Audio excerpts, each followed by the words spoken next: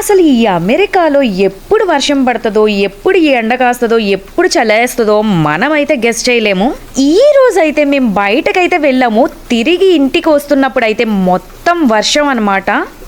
ఏం చేస్తున్నావు?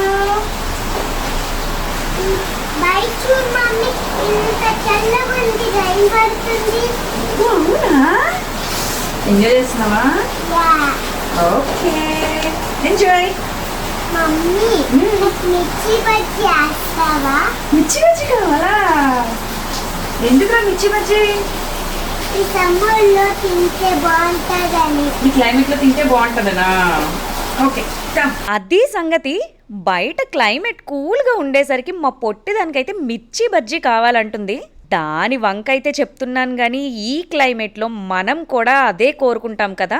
ఇక అనుకున్నదే తడవుగా నేనైతే లోపలికి వచ్చేసాను మిర్చి బజ్జీ ప్రిపేర్ చేసేద్దామని. ఇక ఒక బౌల్ అయితే తీసేసుకొని శనగపిండి, బియ్యపిండి, ఉప్పు, కారం, దాంతో పాటుగా కొద్దిగా వంట సోడా వేసేసుకొని బ్యాటర్ అయితే ప్రిపేర్ చేసేసుకున్నాను. ఈ శనగపిండితో తినే వంటకాలు అయితే కొద్దిగా మనకి గ్యాస్ ఫామ్ అయ్యే అవకాశం ఉంటుంది. సో నేనైతే జీర్ణం అవడం కోసం కొద్దిగా వామ్ అయితే వేసేసుకున్నాను.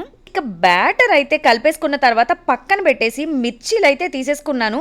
వాటిని గంట పెట్టి లోపలుండే గింజలన్నీ పీకి పడేశాను. ఇక లోపలైతే కారం పోవడానికి కొద్దిగా చింతపండు గుజ్జు విత్ వామ్ కలిపి పెట్టేసుకుంటున్నా. అలా పెట్టాక ఇక మన ఆయిల్ అయితే వేడెక్కగానే వేడి వేడిగా మిర్చి బజ్జీ అయితే ఇక్కడ వేసేసుకున్నా. ఇక నాకైతే మిర్చి బజ్జీలో స్టఫ్ లేకుండా అయితే మాత్రం వెళ్ళదనమాట. ఇంకా అందుకని ఆనియన్లోని కొద్దిగా సాల్ట్, కారం, దాంతో పాటుగా ఒక్క లెమన్ పిండుకొని దీన్ని అయితే ప్రిపేర్ చేసేసుకున్నా. నేనైతే కొద్దిగా కొత్తిమీర కూడా వేసుకున్నాను, ఇది ఆప్షనల్. ఇక ఫైనల్గా మనం మిర్చి బజ్జీని అయితే కట్ చేసుకొని దీని లోపల నేను ప్రిపేర్ చేసిన స్టఫ్ని అయితే పెట్టేసుకుంటున్నా.